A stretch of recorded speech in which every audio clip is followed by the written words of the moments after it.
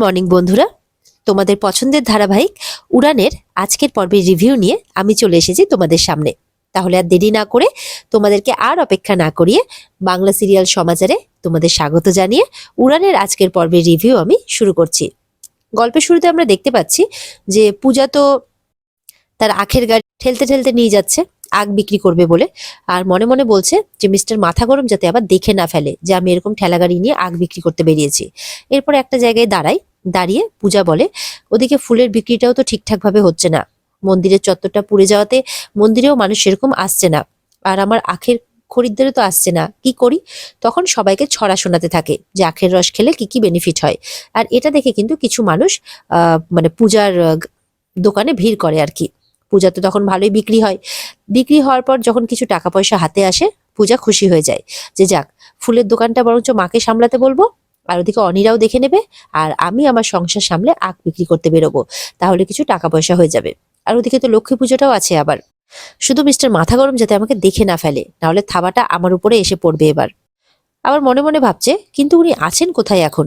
আর এদিকে দেখা যাচ্ছে মহারাজ তার ঝন্টুকে গেছে বিক্রি করতে পূজার গয়নাগুলো ছাড়ানোর জন্য। ব্যাটারি বলছে যে আচ্ছা, এটা আমার মোটেও ঠিক লাগছে না, আপনি সত্যি সত্যি বিক্রি করে দেবেন? আচ্ছা, টাকা তো আমাদের কাজের জায়গা থেকে নিলেও হতো। মহারাজ বলছে না, আমাদের কাজটা কিন্তু আর 5টা কাজের মতো নয়, আমরা ওখান থেকে কিছুতেই টাকা নিতে পারি না। মনে হয় মহারাজ আর ব্যাটারির যে সিক্রেট মিশনে নেমেছে সেই কাজের কথাই বলছে। তবে কাজটা কি সেটা জানতে আমাদের এখনো বাকি আছে। মহারাজ তো ঠিক করেই নিয়েছে সে তার গাড়িকেই বিক্রি করবে। এদিকে সোমনাথ তো চিয়ার মা বাবার সাথে হাত মিলিয়েছে মহারাজের আর পূজার বিরুদ্ধে যাওয়ার জন্য, তাদের ক্ষতি করার জন্য। চিয়ার মায়ের সাথে হাঁটতে হাঁটতে চলে যাচ্ছে সোমনাথ। আর চিয়ার মা বলছে যে এই কাজটা বলেছো করতে পারবে তো? বলে আপনি মহারাজকে চেনেন, আমাকে এখনো চিনে উঠতে পারেননি। তখন চিয়ার মা বলছে তাহলে চেনাও। এইভাবে কথা বলতে বলতে যেতে যেতে মহারাজের দিকে নজর পড়ে তাদের। এবার আড়ালে দাঁড়িয়ে দেখতে থাকে যে মহারাজ করছে কি এখানে। এদিকে তো মহারাজের সাথে একজন লোক দেখা করতে এসছে, মানে যাকে তার বাইকটা দেওয়ার কথা বলেছে আর কি।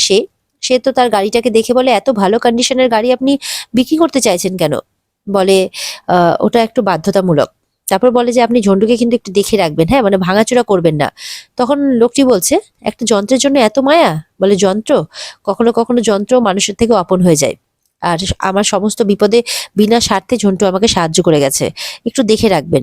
লোকটি বুঝতে পারে যে এটা শুধু গাড়ি নয়, এটা এই মানুষটার কাছে অনেক বেশি দামি একটা মূল্যবান জিনিস। বলছে কি দাম রেখেছেন এর জন্যে? মহারাজ বলছে ঝন্টুর তো দরদাম বিচার আমি করতে পারবো না, সেই ক্ষমতা আমার নেই, আর সেই বুকের পাটাও আমার নেই। আপনি যেটা ভালো মনে করবেন সেটাই দিবেন। মহারাজ তার ঝন্টুকে বলছে যে তোর এই আত্মবলিদানে বাজারের মানুষগুলোর মুখে হাসি ফুটবে, সবসময় তুই আমার হৃদয়ে থাকবি।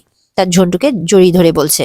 ব্যাটারি কাঁদছে, বলছে পূজা বৌদির জন্য আপনার এই ভালোবাসা আমি চিরকাল মনে রাখবো স্যার। সোমনাথ আর চিয়ার মা তো শুনে ফেলে, তারা দেখছে যে মহারাজ তার ঝন্টুকে এখানে বিক্রি করতে এসছে।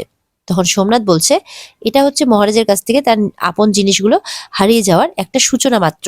আপনি আমার সাথে হাত মেলান, মানে চিয়ার মাকে বলছে সোমনাথ, তাহলে দেখবেন এরকম ভাবে মহারাজের জীবন থেকে সবকিছু একে একে হারিয়ে যাবে। সোমনাথের মা আর চিয়ার মা হাত মেলায়, মানে সোমনাথের মা তো নয়, সোমনাথ আর চিয়ার মা হাত মেলায়, তারা ডিল করে একে অপরের সাথে। এদিকে তো পূজা তার ঠেলাগাড়ি নিয়ে যাচ্ছে, যেতে যেতে ভাবছে যে কেউ যাতে তাকে দেখে না ফেলে, নাহলে সর্বনাশ হয়ে যাবে। যেতে যেতে দেখে সামনে মহারাজের বাবা মানে সুবিনয় বাজার করে ফিরছে। তখন বলছে সর্বনাশ, বাবা আবার এখানে বাজারে, আমাকে দেখে নিলে তো তুলকালাম বাঁধাবে, এবার আমি কি করি? মহারাজের বাবা যেতে যেতে কিন্তু পূজার দিকে নজর পড়ে।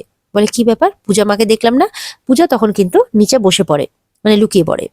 বলছে যে বাবা যাতে না দেখে আমাকে, হে মা সিদ্ধেশ্বরী তুমি সহায় আমার, তুমি আমাকে রক্ষা করো যাতে বাবা না দেখে, না হলে সর্বনাশ হয়ে যাবে। তখন এদিকে সুবিনয় কি করছে, সামনের দিকে কিন্তু হাঁটতে শুরু করেছে, কারণ বলছে বারবার করে মনে হলো আমি পূজা মাকে দেখলাম, যাই তো একটু দেখে আসি। তখন পূজা দেখছে চুপ করে, এমা বাবা তো এখানেই আসছে, এবার আমি কি করি, হে মা সিদ্ধেশ্বরী তুমি রক্ষা করো। ওদিকে দেখা যাচ্ছে কিছুক্ষণ পর শিব তার বাবাকে ডাকছে যে তুমি ওদিকে আবার কোথায় যাচ্ছ? বলে না, মনে হলো ওখানে আমি পূজা মাকে দেখলাম, ওই যে ওখানটাতে। বলে না, তুমি মনে হয় চোখে ভুল দেখেছো। বলে হ্যাঁ, আমার তো ভীমরতি হয়েছে না, তাই আমি চোখে ভুল দেখবো, তাই তো? তখন বলছে হে শুধু শুধু তুমি আর মেজদা আমার উপরে রাগ করছো। বলে শুধু শুধু? আজকে তোর এই কুকর্মের জন্যে আমাকে লকআপে থাকতে হয়েছে, তোর মেজদাকে ওই অরিন্দম চট্টরাজের পায়ে পড়তে হয়েছে, আর তুই বলছিস যে শুধু শুধু তোর উপরে রাগ করেছি? এরকম ভাবে কিন্তু কথাবার্তা চলছে।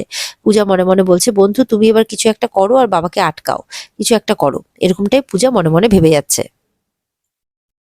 বলছে আর ওই মন্দির সংলগ্ন বাজারটাও না ওইভাবে পুড়ে যেত না। তখন শিব ক্ষমা চাইছে, বলে হ্যাঁ তোর এই সরি বললেই তো যেন 7 খুন মাফ। তোর এই শ্বশুরমশাই অরিন্দম চট্টরাজ কি করে মহারাজের উপর দোষটা চাপাচ্ছিল দেখতে পেয়েছিস? মানে উদর পিণ্ডি বুদর খাড়ে দিতে চেয়েছিল, কিন্তু মা সিদ্ধেশ্বরীর কৃপায় সেটা আর করতে পারেনি। আমার নিরীহ সৎসাহসী ছেলেটাকে ফাঁসাতে পারেনি, কারণ আমাদের সবার উপরে মা সিদ্ধেশ্বরীর একটা আশীর্বাদের হাত আছে। আবার লকআপে যাওয়ার আগে ধমকি দিয়ে গেছিল তোর ওই গুণমান্য শ্বশুরমশাই, সে তো থানার পুলিশদেরকেও ঘুষ খাওয়ানোর চেষ্টা করছিল। কথা বলতে বলতেও কিন্তু মহারাজের বাবার সেই ঠেলাগাড়ির দিকেই নজর, কারণ মনে মনে ভাবছে সে তো ঠিকই দেখেছে। বারবার পূজার শ্বশুরমশাইয়ের মনে হচ্ছে যে ওখানে পূজাকে দেখেছে। শিব তখন বলছে, বাবা এবার বাড়ি চলো, অনেকটা দেরি হয়ে গেছে। বলছে তাহলে আমি কি ভুল দেখলাম? বলছে শিব। বলে হ্যাঁ, বন্ধু এখানে কেন থাকবে, বন্ধু তো মন্দিরে থাকার কথা। বলে ও তাই বলছিস তাহলে? বলে হ্যাঁ, তুমি তাড়াতাড়ি চলো, নাহলে মা কিন্তু রাগারাগি করছে।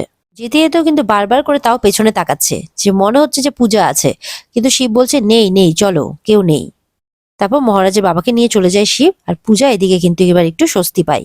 পূজা বলছে যাক বাবা, মা সিদ্ধেশ্বরীর কৃপায় এই যাত্রায় বেঁচে গেছি, নাহলে তো সাড়ে সর্বনাশ হয়ে যাচ্ছিল। কিন্তু আর কত কিছু লুকোবো মিস্টার মাথা গরমের থেকে, কে জানে। ওদিকে গয়নাটা বন্ধক রেখেছি সেটাও তো জানে না। আর এদিকে দেখা যাচ্ছে মহারাজ কিন্তু গয়নার দোকান থেকে গয়নাগুলো ছাড়িয়ে নেয়। এরপর তো হাঁটতে হাঁটতে ব্যাটারি বলছে যে আচ্ছা স্যার এবার অটো ডাকেন। বলছে অটো? ইস, ঝন্টুটা থাকলে না। ঝন্টুর কথা মনে পড়ছে মহারাজের। মহারাজ বলছে তখন থাক, আর মনে করবো না, মনে পড়লে বেকার কষ্ট পাবো, কষ্ট পেয়ে লাভ নেই, বরঞ্চ চল তাড়াতাড়ি আমাদেরকে যেতে হবে। মহারাজ বলছে আমরা বরঞ্চ 11 নম্বর বাস ধরি চল। বলছে মানে হেঁটে হেঁটে? মহারাজ বলছে হ্যাঁ, হাঁটি হাঁটি পাপা চল। এই বলে ব্যাটারিকে নিয়ে যায়। এদিকে দেখা যাচ্ছে শিব আর চিয়ার মা রাত হয়ে গেছে, এখন অব্দি মহারাজকে ফলো করে যাচ্ছে। মানে সোমনাথ আর চিয়ার মা। সোমনাথ বলছে ওই কর, তোরা পুরো শহরটা ঘুরে বেড়ায়, আমরা টোটো করে তোদের পেছন পেছন ঘুরে বেড়াই আর কি, ফলো করে বেড়াই। চিয়ার মা বলছে এটা তো করতেই হবে, নাহলে জানবে কি করে। এরপর মহারাজ পুরোহিত মশাইয়ের কাছে আসে, মানে মন্দিরে। বলে যে কাল কিন্তু মায়ের বিশেষ পুজো হবে, মাকে ধন্যবাদ দিতে হবে। তখন গ্রামের লোকজন ওখানে আসে, মায়ের বিশেষ পুজো, মাকে ধন্যবাদ? বলে হ্যাঁ। মহারাজ বলছে সে তো দিতেই হবে, দেখুন এত বড় সর্বনাশ হলো, একটাও বাড়িতে কি আঁচড় পড়েছে? পড়েনি তো। তখন লোকজন বলছে হ্যাঁ ঠিকই তো। মহারাজ বলছে ভাবুন তো, আর একটু হলেই তো গোটা এলাকাটা পুরো ছারখার হয়ে যেত, কিন্তু হয়নি তো। তো এই সমস্ত কৃপায় কিছুই তো হয়েছে মা সিদ্ধেশ্বরীর কৃপাতে, তো তাকে তো আমাদেরকে ধন্যবাদ জানাতেই হবে। মহারাজ বলছে এই সবকিছু হয়েছে মায়ের জন্য, মাকে তো ধন্যবাদ দিতেই হবে। এই বলে সবাই মায়ের জয় জয়কার করতে থাকে। এবার মহারাজ সবাইকে বলছে আচ্ছা বলুন তো কার কত টাকা লাগবে আমাকে একটু বলুন। তো বলছে যে কেউ বলছে 20,000, কেউ বলছে 25,000, কেউ বলছে 10,000। তখন মহারাজ সেগুলো ব্যাটারিকে নোট করতে বলছে। বলছে এতে হয়ে যাবে তো? বলে হ্যাঁ হ্যাঁ, বাকি টাকা তো পূজা দিয়ে দিয়েছে। এই কথাটা শুনে কিন্তু মহারাজ অবাক হয়ে যায়, যে পূজা ওদেরকে বাকি টাকা দিয়ে দিয়েছে, কিন্তু কোথা থেকে? আর ওদিকে চিয়ার মা আর সোমনাথ অবাক হচ্ছে। আর এখানে আজকের পর্ব শেষ হয়ে যায়। তো বন্ধুরা, এই ছিল আজকের উড়ানের পর্বের রিভিউ। আশা করি তোমাদের ভালোই লেগেছে, কারণ উড়ান দেখতে যারা তোমরা পছন্দ করো তাদের তো খুব ভালোই লাগছে আশা করি। তো আজকের পর্ব ভালো লেগে থাকলে অবশ্যই পর্বকে কিন্তু লাইক, কমেন্ট আর সাবস্ক্রাইবটা করতে কিছুতেই ভুলবে না। আর পর্বের বিস্তারিত দেখতে চাইলে অবশ্যই স্টার জলসার পর্দায় তোমরা নজর রাখবে। তাহলে দেখা হচ্ছে আগামীকালকে, ততক্ষণের জন্য সবাই ভালো থাকবে, টাটা।